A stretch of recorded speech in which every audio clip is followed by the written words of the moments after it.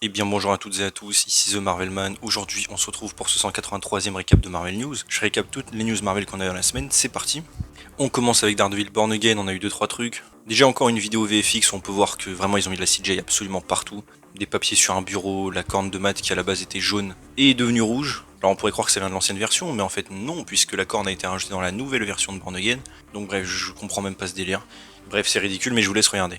Espérons que la saison 2 n'est pas ça, mais vous savez très bien qu'il y aura la même chose. On a Brett Mahoney aussi, qui est vraiment officiellement de retour cette fois-ci. Je veux dire, le coach de la série l'a mis dans une soirée d'après-tournage. C'est officiel, Brett sera de retour, même si c'est déjà un petit peu trop tard, mais bon. Il nous manque donc Ellison, Sir Maggie, Marcy, enfin bref, tous les autres persos. Et un truc qui m'inquiète un petit peu, c'est l'acteur de Bullseye, que le personnage sera totalement nouveau dans la saison 2, qu'il y a plein de choses qu'on n'a pas vues de lui, et qu'il est assez impatient de voir comment les spectateurs vont réagir. Bon, il a déjà parlé d'une pseudo-rédemption, donc malheureusement je l'ai senti venir, ça va péter le perso je pense. Mais bon, on verra. Vite fait aussi, Kevin Feige a dit que les événements de Thunderbolt ne seront pas mentionnés dans la série. Bon, évidemment au niveau de la timeline à voir, normalement ça se passe avant, donc on verra. Pour le Punisher aussi, la série a commencé à tourner, on a eu pas mal de photos, hein, je vais vous afficher. D'ailleurs, vu le look du perso, je sais pas vraiment quand ça va se passer. On sait qu'il sera dans Born Again saison 2 aussi, donc bon, à voir. On a aussi du coup la famille Gnucci qui est confirmée avec les décors, donc c'est assez cool. D'ailleurs, il tournait pas loin du cimetière où il était dans la saison 2 de Daredevil, quand il se faisait arrêter. Bref, assez curieux de voir ça. Pour les Thunderbolts ou New Avengers en vite fait, c'est le réalisateur qui a dit, selon lui, il ne voit pas Yelena et Bob dans une relation amoureuse. C'est vrai qu'il y a beaucoup de fans qui parlaient de ça, et il pense juste que c'est des gens qui sont là l'un pour l'autre, et voilà, c'est tout. Mais en soi, il aime bien les acteurs, ils ont une bonne alchimie, donc pourquoi pas. Aussi, le réalisateur, à propos de Mel, si elle pouvait potentiellement devenir Songbird, il a dit qu'il a fait exprès que elle ou même d'autres personnages comme le sénateur soient là, implantés, et qu'il y ait des petits indices sur où est-ce qu'il pourrait aller plus tard dans le MCU s'il y avait besoin. Donc maintenant, à voir si ce sera fait ou pas. Pour Eyes of Wakanda, à propos d'une suite, une saison 2, on a un des créateurs qui a dit que oui, ils avaient évidemment d'autres histoires en stock, et qu'il y a toujours opportunité de faire plus, donc eux ils seraient chauds, mais à voir. Pour Wonder Man, du coup, bon, il y avait déjà eu des rumeurs de ça, mais on a bien eu la confirmation du retour de l'agent du Damage Control, qui était dans Spider-Man No Way Home, et il me semble Miss Marvel aussi, qui sera donc de retour ici. Alors personnellement, un peu rien à faire, j'espère juste que l'organisation sera bien utilisée cette fois-ci. Et pour Moon Knight aussi et les Éternels, je mets les deux à côté. À propos d'un retour, Kevin Feige dit, il sait pas spécifiquement pour les personnages, mais que oui, tout fait partie du plan et que les personnages introduits post-Endgame reviendront dans certains films et tout ça. Espérons que ce soit vrai, puisque Eternals avait quand même mis énormément de choses en place. Pour Thor aussi, on a Kevin Feige qui a dit qu'il pense que Chris Hemsworth est toujours à son prime et qu'il continuera de jouer Thor à l'avenir du MCU. Par rapport à Avengers Doomsday ensuite, 2-3 trucs. On a un leaker qui dit que Nick Fury sera dans le film, bon pareil, ça me paraît pas être le scoop du siècle, mais on verra. Pedro Pascal aussi, alors je sais pas s'il le disait sur le ton de l'humour, qui a dit que la chose n'avait aucune scène avec Fatalis dans Avengers 5, ce qui serait quand même bien dommage puisque c'est un de ses ennemis principaux. L'actrice de Mystique aussi de la Fox, l'ancienne, a dit qu'elle était super contente de revenir et que c'était cool, et qu'elle fait des allers-retours entre Avengers et Star Trek pour tourner. Et on a eu aussi un gars qui travaille avec Joe Locke, l'acteur de Weekend, qui a dit qu'il croyait qu'il était dans Avengers 5. Encore une fois, c'est pas vraiment un scoop, on l'a vu sur les concept art, donc a priori oui. Et aussi, en vite fait, pour revenir sur la mystique des films X-Men, elle a dit que pour Avengers Doomsday, elle passait 7 heures de maquillage, donc a priori, elle aura bien le bon design, bien respecté comme à l'époque. Contrairement à Diablo, qui a priori sera beaucoup simplifié par rapport à X-Men 2, malheureusement. Pareil, je le rajoute dernière minute pour Avengers, Kevin Feige a dit pas mal de choses. Déjà, il a confirmé, même si on le savait depuis quelques mois, que Michael Waldron était bien de nouveau au script. Bon, ça m'inquiète un petit peu. Que la production, le script d'Avengers Doomsday peut potentiellement changer pendant le tournage, que d'ailleurs là ils sont en train de le faire en ce moment, et que c'est assez amusant et tout. Bon, perso ça m'inquiète, mais admettons. Il a dit que les scènes des 4 Fantastiques étaient à moitié finies pour Doomsday. Il a aussi teasé que du coup les Avengers allaient aller dans le monde des 4 Fantastiques, qui ne va pas être détruit du coup. On le savait grâce à des leaks, hein, mais maintenant voilà, c'est officiel. Les Avengers vont venir dans le Baxter Building, des choses comme ça. Il a dit aussi que Secret Wars, alors attention, le mot a été pas mal modifié. À propos d'un potentiel reboot après, il a dit que reboot c'était un mot qui faisait peur. Lui il a dit que ça pouvait sans doute faire un reset, une timeline singulière, et qu'en gros ça allait être les X-Men plus ou moins, et que c'est ça qui allait se passer.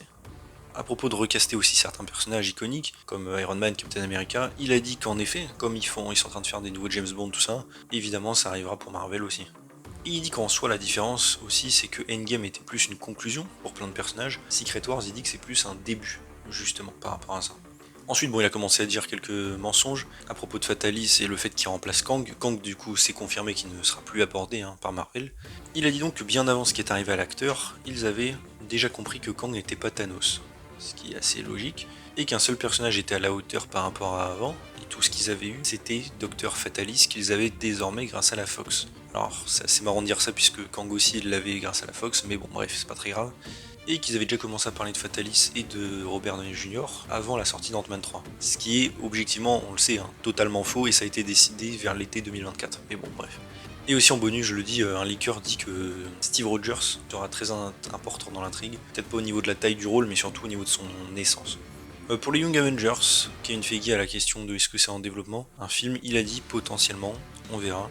Ensuite, par rapport à Spider-Man Brand New Day, on a un immeuble, on sait, qui va exploser dans le film, tout simplement parce que l'équipe des effets spéciaux est en train de travailler sur un modèle justement pour faire exploser un des immeubles. Tom Holland dit aussi que la dernière fois ils étaient beaucoup restreints à cause du Covid, et que c'est pour ça que tout était moche en gros dans No Way Home et tourné en studio. Ce qui n'est pas totalement vrai puisque The Batman était aussi tourné en studio, mais bon bref, ça c'est autre chose.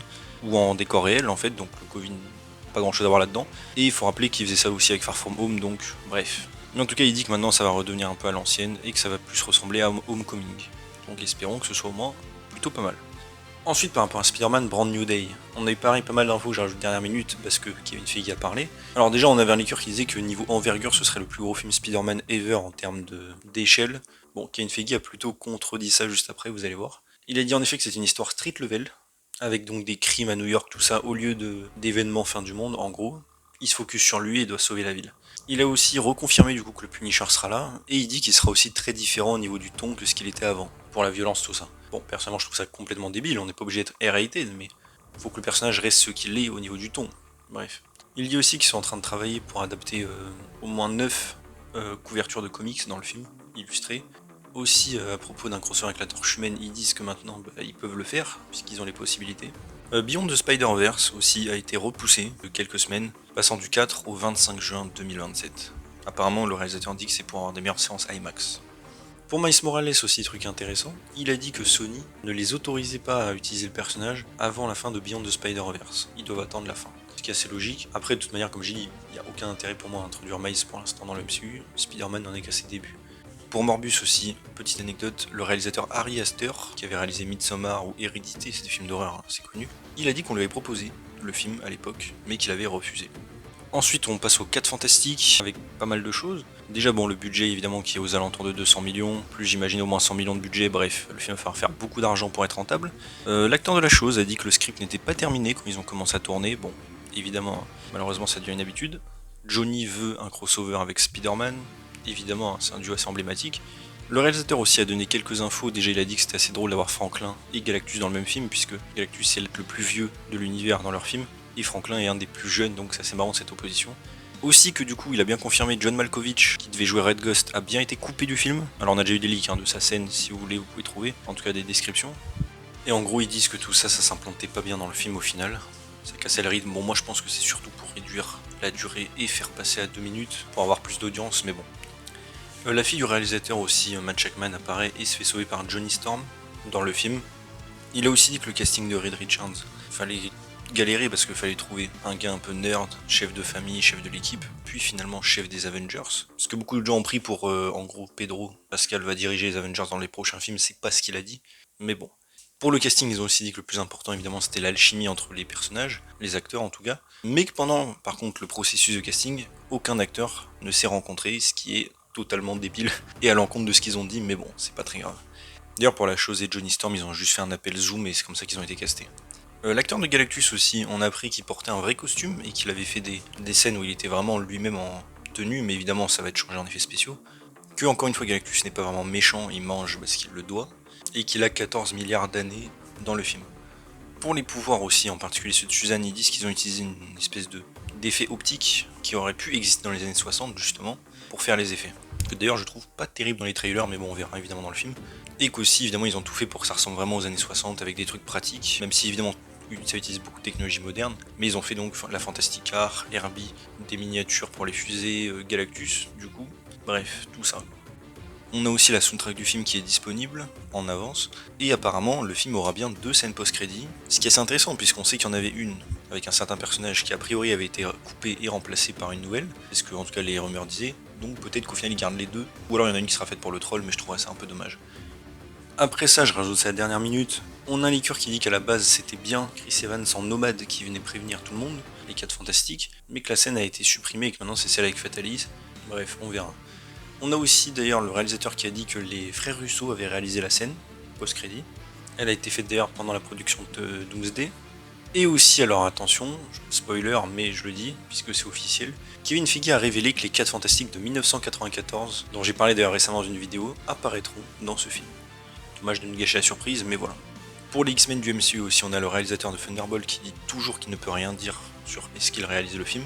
Et on a aussi un leaker qui dit que finalement l'actrice Elle Fanning, j'en avais parlé, qui était apparemment en négociation pour Jean Grey, aurait refusé à propos du salaire et aussi de son rôle, la taille de son rôle par rapport au film. En gros, c'était pas une bonne option pour elle, mais elle était en bon terme et elle pourrait potentiellement discuter pour d'autres rôles. Et aussi, en vite fait, bon, j'en rajoute dernière minute, Kevin Feige a confirmé que c'était bien Jack Schreier, donc le réalisateur de Thunderbolt, qui réalisera le film. Ils sont excités, tout ça, il est très doué, et ça commence maintenant. Le script est en cours, et il dit aussi que les X-Men seront très orientés jeunes et avec un casting jeune. Alors j'espère qu'il parle pas au niveau des thématiques, bien sûr, mais oui, en soi, le casting jeune est plutôt logique. Par rapport à Deadpool et Wolverine aussi, Kevin Feige dit qu'il a discuté avec Ryan Reynolds pour le futur, et qu'on peut faire beaucoup de trucs fun avec ces deux personnages et qu'on verra. D'ailleurs, un leaker dit que dans le script actuel du film Deadpool et les X-Men, il y a aussi Wolverine dedans. Et que donc ils seront toujours là après Secret Wars. Ensuite, par rapport à Blade aussi, on a eu quelques mises à jour. Kevin Feige donc dit qu'ils veulent pas que Blade mette une veste en cuir et aille tuer des vampires. Alors déjà, bon, cette phrase m'a fait rigoler puisque c'est ce qu'est Blade. Donc en gros, ils veulent pas faire un film Blade, hein, voilà. Par comparaison, c'est comme si on disait oui, on veut pas que Spider-Man soit en costume d'araignée combattre le crime, quoi. Et bref, ils disent que oui, même s'ils avaient un bon script, machin, ils étaient pas assez confiants pour Blade, qu'ils voulaient pas faire ça à l'acteur, tout ça, et que c'est pour ça que le film donc n'avance pas. Aussi qu'il y a eu 4 versions du film qui étaient envisagées, 2 dans le passé et 2 dans le présent, et que la version actuelle de Blade se passe dans le présent, et que Marshall Ali est toujours attaché au projet. D'ailleurs, c'est marrant qu'ils mentionnent pas la fille de Blade qui devait le remplacer, mais bon, bref. Et on a appris du coup que c'était Eric Pearson qui travaillait sur le script, donc c'est le gars qui réécrit tous les films Marvel, donc on aura, encore une fois, un film très différent, c'est évidemment de l'humour. Pour Midnight Suns aussi, bon pareil, c'est toujours pas le scoop du siècle, on a un leaker qui dit que Mephisto apparaîtrait dedans. Alors bon, pour moi, il devrait être pourquoi pas le méchant, histoire qu'on ait un vrai projet avec lui, mais bon, encore une fois, ça me paraît pas être le scoop le plus improbable. Par rapport au futur du MCU aussi en vrac, il a dit qu'il y a une fille que le plan actuel était jusqu'à 2032, il croit, que lui il se voit bien continuer au moins 10-15 ans Marvel, même s'il ne lui reste que moins de 2 ans dans son contrat. Bon perso je pense qu'il va faire les X-Men et qu'après il va se retirer, mais bon, on verra. Il a aussi dit par rapport à la quantité de travail de Marvel qu'il y avait énormément de devoirs à faire niveau contenu, il y avait énormément de choses et que c'est pour ça que les gens ont un peu décroché en se disant qu'il y avait trop de trucs. Alors c'est pas que pour ça, hein, mais oui en effet. Et aussi il a dit du coup que maintenant pour les séries ils allaient faire comme avant avec Agents of Shield et Netflix. Les séries seront connectées évidemment au MCU comme avant, mais moins connectées, moins indispensables. Bref, ça me fait rigoler, encore une fois, ils refont exactement ce qui marchait il y a 10 ans. Et donc ils reconfirment au passage qu'Agents of Shield et Netflix font partie du MCU, mais bon, bref. Il a dit aussi qu'il pense que c'est pour ça que The Marvels et Thunderbolt n'ont pas marché. C'est parce qu'il y avait beaucoup de devoirs et que pour Thunderbolt c'était beaucoup de personnages de série, ce qui en fait n'est pas vrai puisque la plupart des personnages étaient dans les films. Et aussi à propos des scènes post-crédits qui n'ont pas eu de conclusion, enfin de résolution, il a dit qu'on verra, certaines en auront, certaines non, on sait pas, ou peut-être que ça sera comme pour l'Incroyable Hulk et ça mettra 17 ans à se résoudre.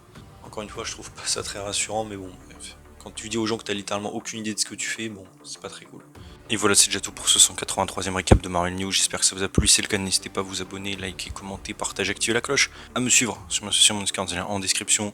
Et on se retrouve bientôt pour une nouvelle vidéo. Salut tout le monde.